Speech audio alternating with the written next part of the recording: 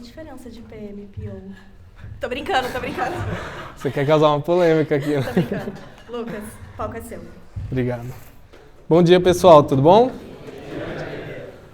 Bom, então, antes da gente começar, eu queria entender um pouquinho do público aqui, tá? Então, igual a Luna falou, né, faz tempo que não tem produtos aqui, né? Então, assim, vamos começar pela Ola, tá? Então, assim, quem aqui é desenvolvedor ou trabalha na área da engenharia, tecnologia? Aqui, levanta a mão, fazendo um favor. Então, ó, grande maioria, né? Quem aqui é da área de produtos? Ó, mãos mais tímidas aí, mas temos algumas pessoas. Quem é aqui da área de dados? Ó, legal. Quem é aqui de alguma outra área, talvez design, alguma outra área que eu não falei aqui? Pode falar a área aí só para eu entender mais ou menos? Comercial.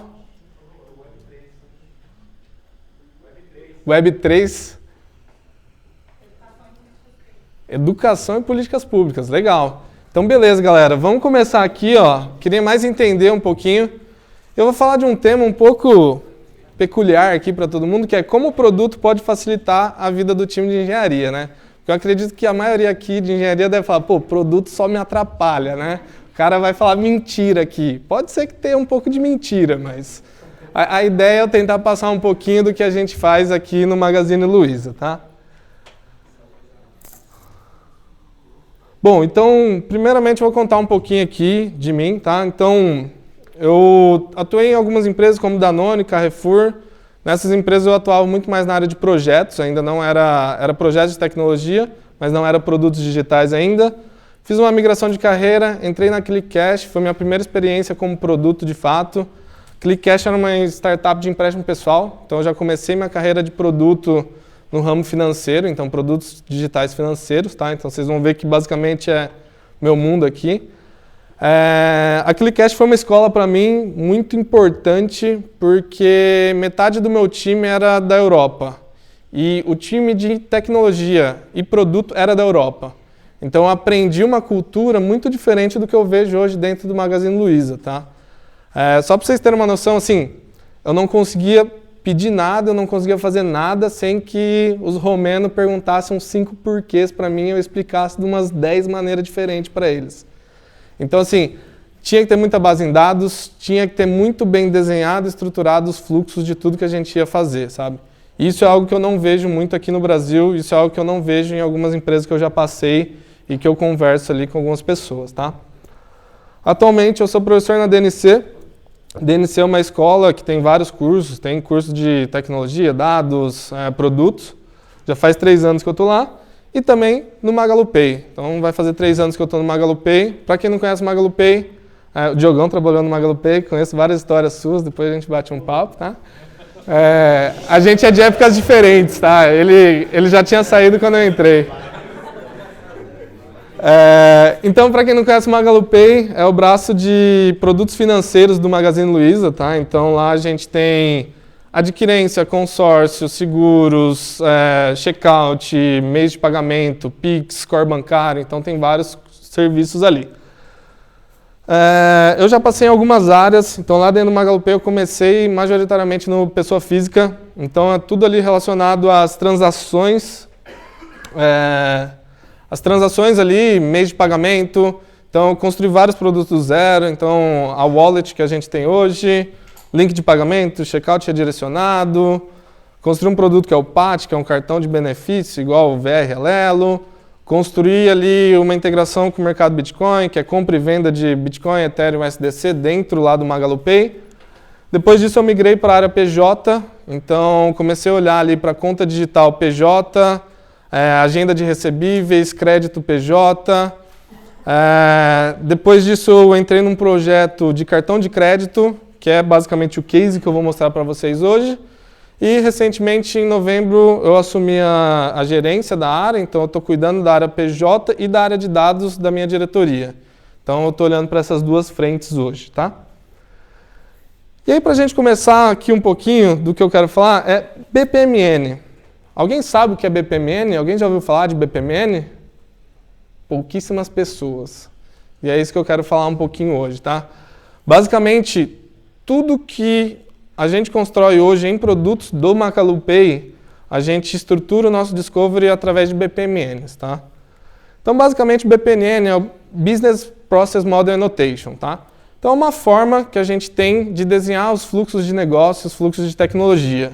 Então, tem algumas regras, tem algumas nomenclaturas, tem alguns símbolos. Então, essas regras servem para facilitar o entendimento entre as pessoas. E o BPMN ele serve não só para pessoas técnicas, mas também para pessoas não técnicas. Então, isso funciona para quando eu vou apresentar para o meu C-Level da empresa. Então, eu posso apresentar o BPMN que ele vai entender. Ele vai entender o que eu quero passar. Eu posso apresentar para uma pessoa mais técnica, um tech lead, um desenvolvedor. Então, todo mundo vai entender. Então, isso que é o legal do BPMN, tá?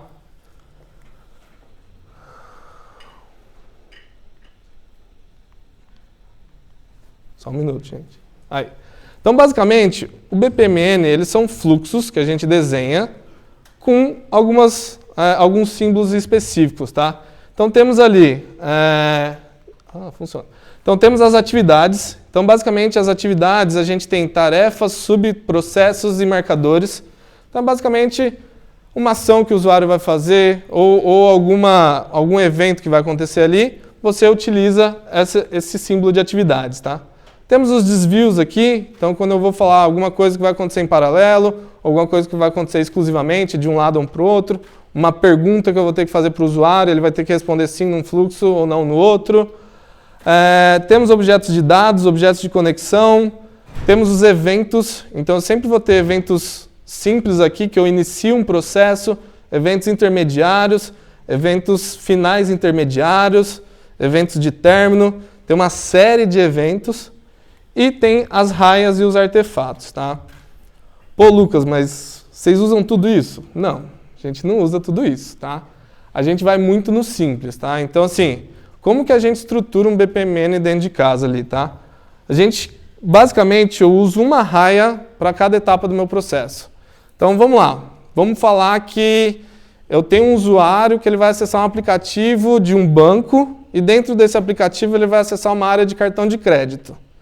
Então, eu vou ter uma raia para o meu usuário, que vai fazer a ação. Então, todas as ações dele, tudo que ele vai percorrer lá dentro vai estar nessa raia, nessa piscina, né, que a gente pode chamar também. Eu vou ter uma para o meu front-end, eu vou ter uma para o meu back-end, eu posso ter uma ali para, sei lá, algum parceiro que vai envolver diretamente ali, alguma validação que a gente vai ter em específica, eu posso ter. Mas, geralmente, eu sempre tenho um para o meu cliente, um para o meu front-end, um para o meu back-end, tá? E aí a gente constrói todo esse fluxo de como o usuário percorre na aplicação até ele finalizar ali a atividade dele, tá? A gente não usa tudo isso daqui, tá? Então, ali dos eventos, geralmente a gente foca nos eventos simples, tá? Então, eu foco muito mais nos eventos simples de mensagem e de tempo. Então, nessa etapa aqui eu estou fazendo uma validação facial do cliente, eu preciso esperar 10 segundos, eu preciso que o meu front-end faz um pooling depois de 1 minuto ali para consultar o Pix se foi pago. Então eu posso colocar aqui um evento de tempo que a ação vai começar depois de X minutos, X segundos, tá?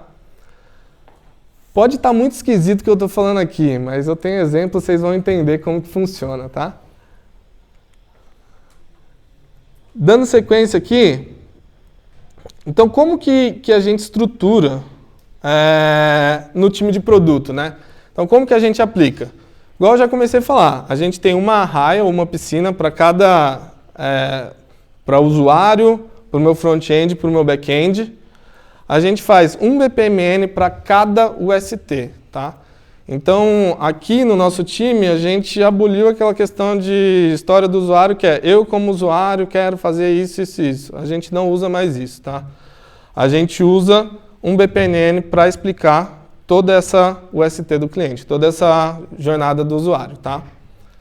Se já tiver alguma API, ou a gente vai fazer alguma integração, vou integrar com um parceiro externo, vou integrar com outro time que já tem toda uma documentação, o PO, ele é o responsável de integrar no Postman, fazer os testes, validar os endpoints e saber o que ele precisa enviar, o que ele precisa receber. Tá? E a gente usa o FigJam. Não sei se vocês conhecem o FigJam, mas basicamente o FigJam ele é um Miro, tá? Só que ele é dentro do Figma. Então, como a gente usa o Figma para fazer design, a gente está usando o FigJam porque, cara, é muito mais fácil eu copiar uma tela do Figma para o FigJam, a gente consegue fazer os links entre as aplicações e fica tudo dentro, todo o nosso material de produtos e design fica dentro do Figma, dentro das mesmas pastas, tá? Então, todo o Discovery fica ali dentro do FigJam, todas as regras de negócio ficam dentro do FigJam, todo o BPMN e todo o tagueamento das telas ficam lá dentro do FigJam, tá? Então, essa é a forma que a gente criou hoje a nossa metodologia de produtos aqui. E aí, só dando um contexto, então, esse daqui é o meu último Discovery, tá? Então, esse é meu FigJam. Então, aqui eu tenho uma área muito mais de Discovery, então até separa ali em cima, não dá para ler, mas o verdinho aqui, toda essa área é Discovery, e o amarelo aqui é Delivery, tá? Que a gente faz. Mas esse é o nosso material de Discovery. Como que é composto, né? Então, toda essa parte de Discovery, então é aqui onde o PO ele é responsável por colocar todo o benchmark que ele fez, todas as análises de competidores, todas as regras de negócio, todas as funcionalidades que ele quer, todos os benchmarks ali específicos que a gente trabalha. Então aqui, esse exemplo, igual eu comentei, é de um produto de cartão de crédito que a gente estava fazendo, né? Então aqui, pode ver, a gente tem aqui o benchmark do Atacadão, tem o benchmark do próprio Magazine Luiza, tem o benchmark da Pernambucanas, do Nubank. Então a gente utiliza aqui essa área de Discovery para fazer esse benchmark, toda a parte de legislação. Então, para quem atua com produtos financeiros, a gente tem os órgãos reguladores, então isso está muito forte, a gente tem que seguir o que a gente, né, os órgãos reguladores falam. E o benchmark também eu sempre divido entre benchmark de experiência, que é toda a parte de telas, e benchmark de negócio, que é, cara, como que esses competidores eles estão cobrando pelo produto, como que é o marketing deles, como que eles estão divulgando, como que eles apresentam isso para o cliente. Então, é essa forma que a gente faz. Então, essa é a parte de Discovery, não estou entrando tanto detalhe aqui, né? E depois temos a parte de... Passei um.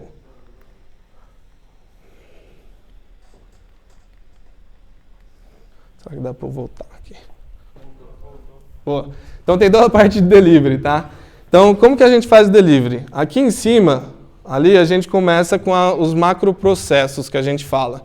Então, cara, é tudo que a gente tem que fazer dentro do produto. Então, sei lá, se eu vou desenvolver aqui um produto de cartão de crédito, eu vou ter que ter a parte de emissão do cartão de crédito. Então, isso é um macroprocesso. Parte de gestão do cartão de crédito, é outro macroprocesso, porque dentro da gestão tem N coisas. Posso criar um cartão virtual, eu posso desbloquear o cartão, então tudo isso daí faz parte da gestão. Eu tenho um macroprocesso ali no nosso caso que, sei lá, emissão do cartão na loja, emissão do cartão no digital, que aí vai mudando os canais, né? Então a gente começa com os macroprocessos, mapeando tudo que a gente tem que fazer. Depois a gente começa aqui com todas as interações que a gente vai ter. Então aqui no caso a gente tem todas as relações de conta e cartão, nesse exemplo. A gente tem todo o mapa de status de cartão e de conta. A gente tem aqui alguns desenhos já de endpoints iniciais que a gente vai ter na nossa home da conta, porque esse produto está dentro de uma conta digital. A gente tem todo o mapeamento de dados, então produtos já no Discovery fala quais dados que ele precisa para mapear depois, para que ele vai consumir depois, tá? E depois a gente entra aqui nas USTs. Então tudo que vocês estão vendo para frente são USTs feitas em BPMN, tá? Então, cada um desses daqui, a foto está bem pequenininha mesmo, mas cada um desses daqui é uma UST diferente, tá? Então, a gente tem essa parte do delivery e depois a gente vem no tagamento. Então, também é responsabilidade do PO fazer todo o tagamento da jornada aqui do que a gente vai fazer. Aqui, nos projetos, geralmente a gente quebra em entregas, né, pacotes. Então, aqui a gente tem o primeiro pacote, o tagamento do segundo, o terceiro, o quarto, tudo por aí vai. E aqui a gente faz o tagamento da tela, né? Então aqui é uma tela ali de uma transação, então você clicou ali, recebeu uma transação, você clicou na transação e abre essa telinha, e aqui é todo o tagamento que a gente faz. Então tem o screen name da tela, se ele clicar em contestar a compra, tem o event category, o event action, o event label, então tudo isso daí fica dentro do tagamento, tá? E aí, vamos entrar agora, de fato, nos exemplos. Então, falei, mas como que, de fato, a gente traduz isso para o time de desenvolvimento ali, quando a gente vai entregar a funcionalidade. E aí eu queria fazer aqui um exercício com vocês, que é para vocês pensarem, tá? Então imagina que a gente está querendo acessar uma tela de cartão de crédito aqui numa gestão, tá? Imagine, eu acho que todo mundo aqui, ou a maioria, já deve ter tido a oportunidade de ter um cartão de crédito, ou já acessou um aplicativo de cartão de crédito, ou imagina como é um aplicativo de cartão de crédito, né? Geralmente, o cartão de crédito está sempre associado a uma conta digital, então você sempre entra na conta digital e depois você acessa o cartão de crédito. Então, imagine que você está no aplicativo de um banco digital no qual você possui um cartão de crédito. Eu queria que vocês mentalizassem qual que é o fluxo que vocês iriam ter que desenvolver entre os sistemas ali, para você acessar a tela inicial do cartão de crédito. Então, essa home, você está ali na home do banco e você vai acessar ali a home do cartão de crédito. E eu quero que você visualize as seguintes informações: o dado da sua fatura atual ou da sua fatura fechada e os dados da última transação. Então vou dar aí alguns segundos para vocês imaginarem. Como que seria o fluxo ali, as relações entre front-end, back-end? O que vocês imaginam que ia acontecer nessa jornada aqui? Então, alguns segundinhos para vocês pensarem como que seria isso daí.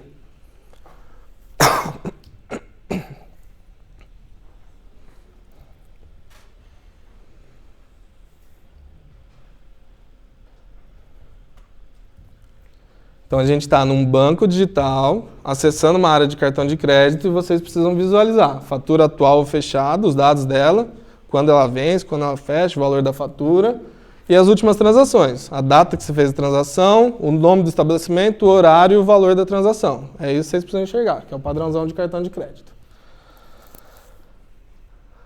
Então, como que seria esse fluxo aqui, tá? Então, como que produto desenha esse fluxo? Aí aqui eu já estou traduzindo para o meu contexto, tá? Então, basicamente, eu tenho o aplicativo do banco na primeira piscina ali, tá? O cliente ele quer acessar a home do cartão de crédito, ele vai clicar, sei lá, no botão cartão de crédito. Ou pode ser ali em algum toast, ou algum modal, alguma outra coisa, algum card que está falando ali do cartão de crédito dele. No meu caso aqui, o nosso aplicativo, a gente chama de Super App, tá? O Diogão vai saber disso daí. E dentro dele, então, o Super App ele é nativo, tá? E aí, tudo para dentro, a gente chama de Mini App. Então, tudo para dentro ele é feito em React, né? Então, ele é web. E aí, a gente tem um serviço de redirecionamento do front-end aqui, né? Do nativo para o Mini App, que a gente chama de SDK de Mini Apps. E esse redirecionamento ele faz o compartilhamento do token da sessão do usuário. Então, o cliente ele não precisa se logar novamente, a gente já reconhece todas as informações dele. Então, a primeira coisa que o meu aplicativo nativo faz, para o meu front-end, que é Mini App, eu faço redirecionamento interno aqui. E aí a gente pega os dados desse cliente, a gente consegue saber quem que é esse cliente, tá? O front-end ele vai solicitar as informações para compor a home para o meu back-end. E aí, o meu front-end envia ali os dados desse meu cliente, o token desse cliente, para o meu back-end. O meu back-end agora, ele vai identificar o cliente com base no token, no nosso banco de dados. Ele vai constar os dados da transação de autorização. Então aqui já tem todos os dados que ele precisa receber. Então a data, o valor da transação, a quantidade de parcelas, a descrição e o valor da parcela. Nesse endpoint aqui de get autorizações, na minha processadora de cartão de crédito. Depois dessas informações, o meu back-end vai fazer uma segunda chamada para consultar os detalhes da fatura. Então vai bater nesse endpoint get contas faturas, vai pegar a data de fechamento, o status da fatura e o status de pagamento da fatura. E com isso, o meu back-end vai retornar para o meu front e o meu front vai compor essa home e apresentar para o cliente. Alguém aqui imaginou alguma coisa parecida com isso? Lembrou das autenticações? Pensou nesses endpoints, que seriam 2 endpoints diferentes para fazer as chamadas? Pensou nessas informações? Requisição por JSON, get, post, e aí vai para o banco de dados. É o que eu imaginei. Exato. Só que aqui, pelo menos, a gente já consegue deixar quais são os endpoints que a gente vai utilizar na processadora, quais são as informações que o produto precisa para compor as telas em específico ali, tá? Então, essa é uma forma, então essa é uma ST. Então, diferente de, tipo, eu como cliente quero acessar a tela, a home do meu cartão de crédito, e para isso eu vou tal, sabe? Então a gente faz todas as USTs dessa forma, colocando já toda, igual eu falei, produtos é responsável por testar os endpoints, saber o que vai chamar, saber o que vai retornar. Nesse caso aqui que a gente já tinha uma integração para fazer, tá? Quando a gente precisa construir algo do zero, aí tecnologia entra mais, né, os tech leads ali entra mais próximo para ajudar nisso, tá? Todo esse fluxo é feito por produtos, validado com os tech leads antes de descer para o time de desenvolvimento, tá? Como é que se cuida para reutilizar coisas que já foram feitas? Reutilizar o quê? Desculpa. Por exemplo, você montou esse fluxo, certo? Comumente a gente vai ter situações parecidas, né? E você vai ter que repetir grande parte ou boa parte desse. Então, com o tempo, a tendência é você ter muita duplicidade ou mais de dois, né? Como é que você cuida para reutilizar de repente? Boa, vou dar alguns exemplos, né? A gente tem alguns fluxos que são, de fato, reutilizáveis em todo o processo. Então, cara, validação de senha. Validação de senha de um cartão de crédito ela é igual para sempre. Então, todo lugar que eu vou pôr validação, ela vai ser a mesma em todo lugar. Ah, vou fazer uma biometria facial, módulo de biometria facial. O fluxo é o mesmo, não vai mudar, indiferente de onde ele esteja. Então, nesse caso, a gente transforma ele num subprocesso, esse fluxo, tá? Então, a gente vai ter lá o fluxo da validação de senha, o fluxo da biometria facial, ele é um subprocesso e a gente só chama esse subprocesso dentro dos fluxos. Então, estou numa jornada ali de, sei lá, esqueci minha senha. O cliente vai aparecendo no botão, esqueci minha senha, vou chamar o módulo de biometria facial. Chamo o subprocesso e aí eu não preciso desenhar o subprocesso novamente porque eu já tenho isso mapeado, tá? Não sei se eu respondo. Consequentemente, o versionamento também você consegue manter centralizado em um fluxo só. E aí, por isso que todo o nosso material aqui, vou voltar aqui, por isso que nosso discovery, ele fica sempre aqui. Então, tudo meio que ele é um material vivo até a gente finalizar isso daí, tá? Então, cara, surgiu um negócio novo, e eu não falei para vocês, mas tá vendo que tem as cores verdes e amarelas, tá? Basicamente quando está verde é porque já está pronto para descer para o time de engenharia, quando está em amarelo ainda não, está em desenvolvimento, tá? Porque de fato ali é um material vivo, a gente está sempre fazendo coisa nova. Ali em cima, a mesma coisa, eu falei dos macroprocessos que a gente tem dentro do produto em si. Cara, isso daqui, esse desenho, é para 2 macroprocessos, ali deve ter uns 10 diferentes, tá? Então ainda tem várias outras coisas que vai acontecer. E aí, por isso que a gente adotou o FigJam para fazer esses discoveries, porque é algo contínuo, de fato. E aí a gente sempre mantém ali dentro, tá? Então essa foi a nossa ideia e a gente consegue linkar com o Figma, que são as telas das experiências que a gente desenvolve. Então isso foi a forma que a gente viu de facilitar o nosso dia a dia aqui.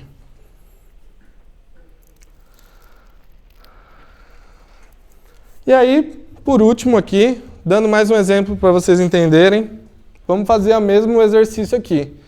Agora você quer criar um cartão virtual. Acho que a maioria aqui já deve ter passado por uma experiência de criar um cartão virtual para fazer alguma compra, pôr nos streamings aí da vida. Como que você imagina o fluxo dos sistemas por trás que farão você clicar em um botão para criar um cartão virtual até você ter a tela com os dados desse cartão? Então você vai lá, criar cartão virtual e o final do seu fluxo você vai ter a tela do cartão virtual com os dados do cartão ali, CVV, data de validade, para você copiar o código do cartão, o número do cartão. Então vamos lá, alguns segundinhos para vocês pensarem nisso daí.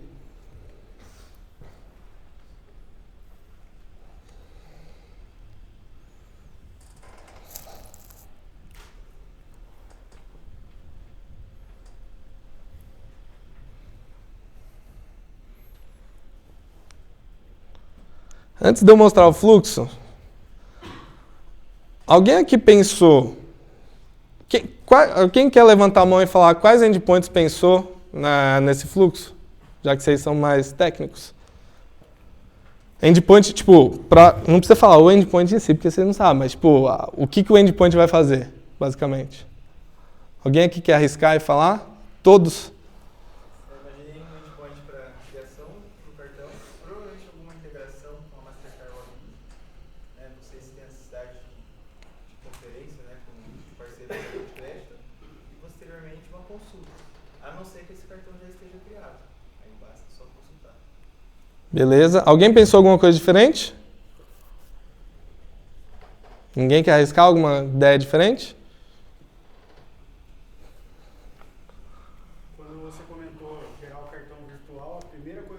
você e foi acessar o próprio fluxo de cartão. Porque você vê isso muito em aplicativos de banco hoje. Você acessa para gerar o cartão virtual, o seu cartão atual. E tem um botão lá de gerar cartão virtual. Então, pensei no fluxo de cartão e aí a partir dali você tem o gerar cartão virtual. É um outro fluxo que poderia existir. Boa, diferente. Autenticação para ver se é o mesmo. O que mais? Alguém aqui pensou no status do cartão? Acabei de criar o cartão. Eu preciso desbloquear esse cartão? É um cartão criado do zero. Preciso validar se ele é daquela pessoa ou não? Então, assim, são N possibilidades que a gente pode ter, tá? E aí, como que a gente desenha o nosso fluxo aqui, tá? Então, basicamente, o fluxo de criação do cartão, que eu nem estou conseguindo ler também, mas basicamente aqui. O cliente deseja criar um cartão virtual, aí ele acessa a tela do cartão virtual aqui, tá? Nossa, eu não estou conseguindo entender. Deixa eu ver se eu vejo daqui. Isso, boa. Então ali, ó, ele clica no botão criar cartão virtual, tá? Na nossa experiência, o segundo passo é a gente pedir um nome para o cartão. Então a gente colocou isso na experiência. Qual nome você quer dar para esse cartão? Ah, sei lá, Netflix. Onde que eu vou usar? Então é a segunda caixinha ali. E depois o cliente ele clica em confirmar, tá? Confirmar ali no nosso front-end. O front-end manda para o back-end solicitando a senha do cartão, a validação de senha, tá? Ele preenche a senha ali, desculpa, né? Então aqui, ó, clica no botão criar cartão virtual, ele vai colocar o nome do cartão e ele vai preencher a senha. Então a gente pede a senha para a criação desse cartão. O nosso front-end ele bate no back-end para validar a senha. Então o back-end ele bate na nossa processadora de cartão e aí o amigo ali falou, tipo, validar na master e tal. Isso daí a gente é abstraído pela processadora, então é o serviço dela, tá? Então aqui a gente faz um put validate pin, né, para a gente validar a senha. E aí a gente retorna a senha aqui para o back-end. E aí o back-end vai saber se a senha está válida ou não. Se a senha não estiver válida, retorna para o front-end falando erro. E a gente retorna falando quantas tentativas ele pode fazer ainda, tá? Então, por padrão, o cartão de crédito, o cara pode errar 3 vezes a senha, tá? Isso não é um contador nosso, isso é da Mastercard, por exemplo, porque se o cara errar a senha numa maquininha, está fora do nosso contexto. Então, isso é da processadora. O front-end permite ele digitar a senha novamente ou não. Então, se a gente receber ali no card vermelho, ele é um suspended error pin, que é o status 10 do cartão. Se esse cartão está com erro de senha, ele não vai poder digitar a senha de novo. Então, ele já vai para o final do processo. Agora, se a senha está validada, a gente cria o cartão. Então, tem um put create card aqui. Depois, a gente faz um desbloqueio inicial desse cartão. Então, de fato, quando a gente cria um cartão, ele vem com status 0, que a gente fala, que é um status de criado, e ele não é possível utilizar. Então, nessa jornada, o nosso back-end já faz o desbloqueio desse cartão. Depois disso, eu vou bater aqui num quarto endpoint na minha processadora para eu poder pegar os dados desse cartão. Porque eu validei a senha, eu criei ele, eu desbloqueei, e agora eu estou pegando os dados dele. E aqui a gente precisa de um endpoint específico, que é tem troca de RSA, tem chave de criptografia, porque eu estou abrindo os dados de um cartão. E depois eu repasso meu back, repasso para o front para compor essa tela para o cliente. Alguém aqui imaginou todas essas etapas, imaginou todos esses endpoints, seriam 4 coisas diferentes para fazer. Então, o BPMN serve justamente para isso, para a gente poder facilitar a compreensão e poder deixar num nível que todas as pessoas entendem, não só técnicas, mas também não técnicos, tá? Basicamente é isso, pessoal, que eu tinha para hoje. Então eu quis trazer um pouquinho de como que a gente auxilia o time de engenharia. Eu fico aberto, eu acho que, Vinícius, agora é para dúvidas, quem quiser, como funciona. Eu tenho uma pergunta dessa última sessão que você passou. Tipo, você acha que vale a pena para uma user story que vai ser um pouco mais complexa, ou que vai ter um nível de detalhamento um pouco mais específico? Eu acho meio overkill usar para, tipo assim, um bug ou uma coisa pequena que vai fazer. Como é que vocês mensuram isso no dia a dia? Cara, muito bom. Mas assim, geralmente a gente utiliza isso daqui para fazer tudo que é feature nova, tá? Então, cara, vou criar alguma coisa do zero. Aqui o meu exemplo foi, cara, estou criando um produto de cartão de crédito do zero. Mas não só isso, A gente vai passar agora por um discovery da nossa conta digital, que a gente tem a nossa jornada hoje do onboarding da conta digital. A gente pede os dados do cliente, ele envia o documento e depois morre ali, né? Ele fica esperando um ok ou não. Se ele foi negado por risco, alguma coisa, ele tem a opção de enviar o documento de novo. Só que a nossa jornada não permite, ele tem que fazer via Ops, é uma merda. Mas aí a gente vai fazer um discovery para isso. Então, nesse caso, é uma funcionalidade nova do nosso aplicativo, e aí a gente faz isso daqui. Tá? Ah, Lucas, é um bug, é um negócio, vai corrigir. Cara, não tem necessidade, porque você vai gastar muito tempo também para fazer isso. Então, isso não é algo que a gente faz assim, tipo, por exemplo, eu já tenho facilidade que eu faço há algum tempo os BPMNs. Então, eu já tenho o meu jeito de fazer, eu já tenho até no FigJam os meus ícones já em específico, só para eu ir copiando, arrastando, para eu fazer mais fácil. Então, eu tenho uma facilidade. Mas uma pessoa nova na área, até pegar, vai levar um tempo. Então, também a gente usa só para discoveries de novas funcionalidades, tá? Bugs e outras coisas a gente não faz dessa forma. É tipo um ML, um caso de uso evoluidão, BPMN, para a parte do começo da criação, que seria o caso de uso do ML. Sim, exatamente. Só que mais moderno. Exato.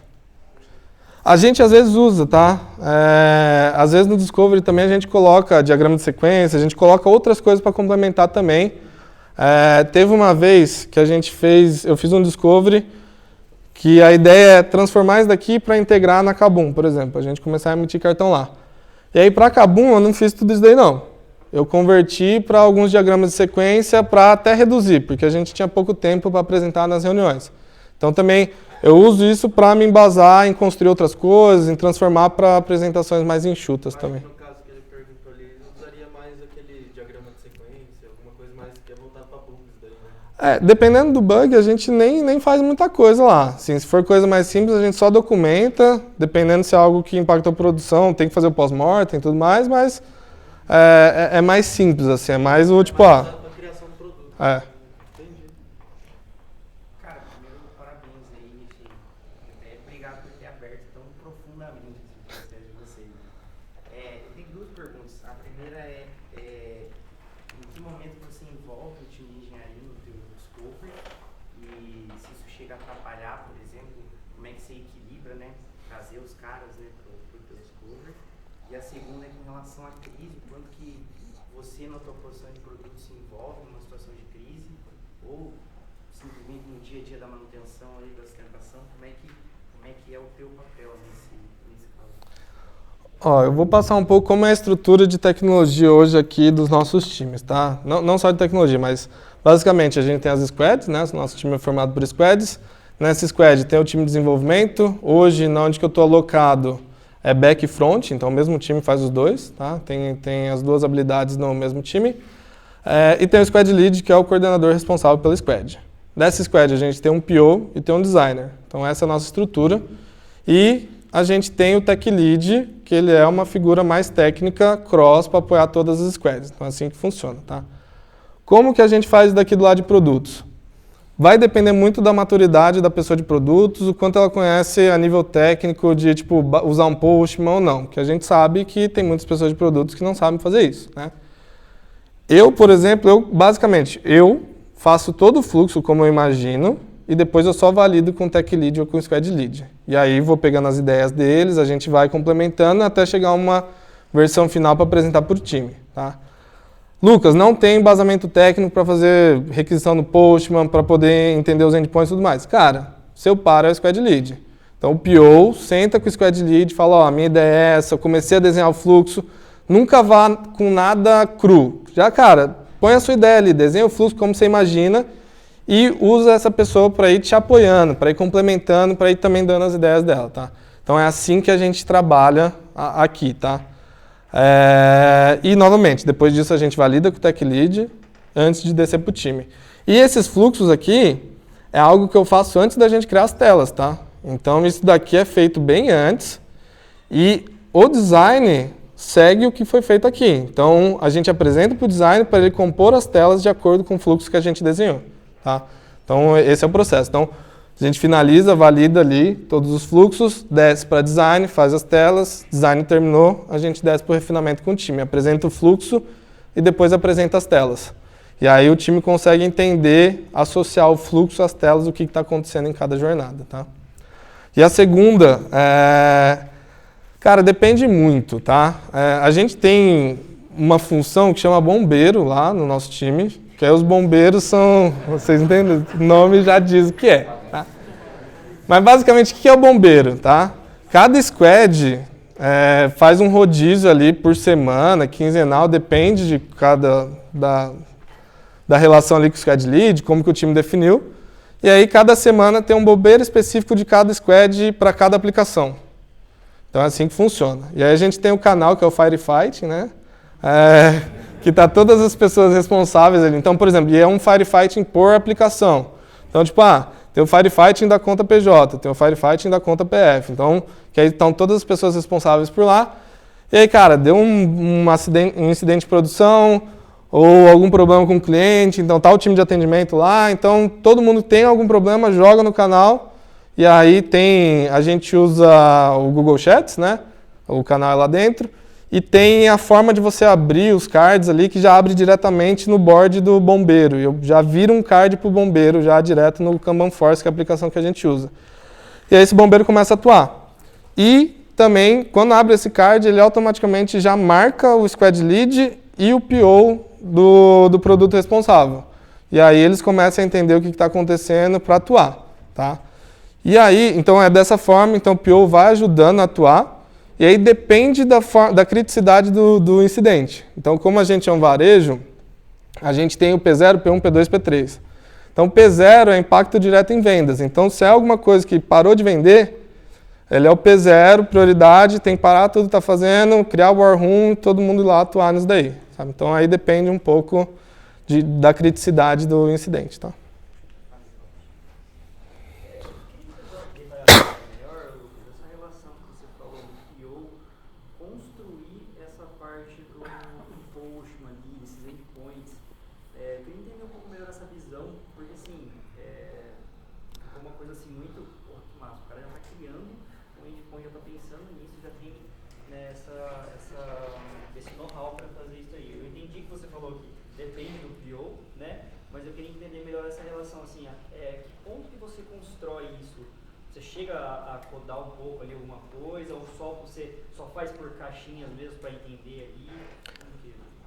Aí, igual eu falei, depende da experiência do PO. Eu, quando eu faço, cara, esse exemplo aqui. Então, basicamente, a processadora me deu o Swagger deles, me deu as API keys e eu fui, abri o Postman, configurei tudo e fiz. Porque eu tenho esse conhecimento. Então, eu consegui fazer toda a autenticação ali na API deles, consegui fazer todas as requisições que eu precisava, tá? Mas, igual eu falei, depende. Então, assim, quem não tem esse know-how, cara, senta com o Squad Lead. Eu tenho certeza que o Squad Lead, ele é um cara técnico, ele vai conseguir apoiar nisso daí, tá? E aí o Squad Lead, ele vai apoiar justamente a conseguir as informações e os exemplos. Então ele vai falar, ó, cara, esse endpoint você quer testar? Vamos testar o endpoint aqui. Ó, esse é o bar que a gente está mandando, esse é o response, o que a gente vai usar, sabe? Então aí tem que ter essa troca ali com o Squad Lead para apoiar. Mas assim, o ponto é, pro time de desenvolvimento, sempre vai chegar daquela forma. Então, sempre já vai chegar com os endpoints mapeados que eles têm que usar e quais as informações que eles vão usar. Nesse exemplo que eu dei ali, eu deixei bem enxuto, tá? Então, tá bloqueado, mas eu deixei bem enxuto ali, que eu só coloquei as informações específicas para aquela tela, tá?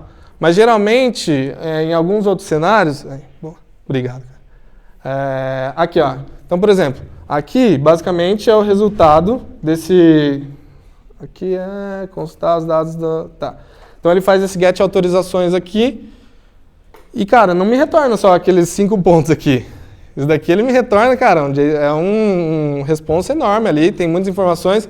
Como ele é autorizações, ele vai ter um para cada autorização, várias informações, sabe? Então, se o cara fez 20 transações, vai ter 20 ali autorizações pro cara, né? E aí aqui eu deixei resumido, mas tem vezes que não, às vezes eu coloco o response inteiro. Então, nesse segundo caso aqui, que é o consulta detalhes da fatura, que não é repetido, é o específico da fatura, aí eu coloco o retorno inteiro dele e eu grifo o que a gente vai usar. Então, eu deixo de outra cor o que a gente usa e o que a gente não usa, tá? Então, mas o ponto é, para o time de desenvolvimento chega dessa forma. Aí é isso que a gente facilita a compreensão do time de desenvolvimento. Então a gente evita que o time fique testando endpoint, pô, não sei o que eu vou fazer, não sei o que é que eu vou usar, vou ter que testar tudo e tudo mais, sabe? Então a gente já fez esse passo antes.